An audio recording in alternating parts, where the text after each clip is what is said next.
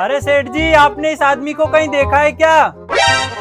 अरे नहीं साहब, मैंने तो नहीं देखा। इसको कौन है ये? सेठ जी, इसका नाम है बिट्टू सांडा और ये कल ही जेल से फरार होके भागा है और इसको लंबी वाली चॉकलेट खाने का बहुत शौक है।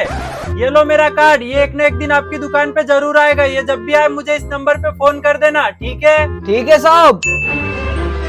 चल बे दुकानदार, फटाफट एक लंबी वाली चॉकलेट का डब्बा निकाल। अरे ये तो वही खतरनाक मुजरिम है जो कल ही जेल से फरार होके भागा है। ठीक है भाई साहब, अभी लाता हूँ।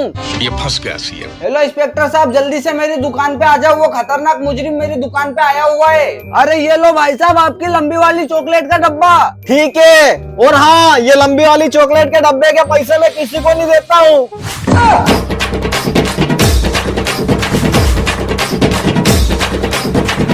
हाँ भाई, ले आया चॉकलेट का डब्बा। लिया है ना? चल अब दोनों भाई बैठ के खाएंगे। हाँ मेरी जान।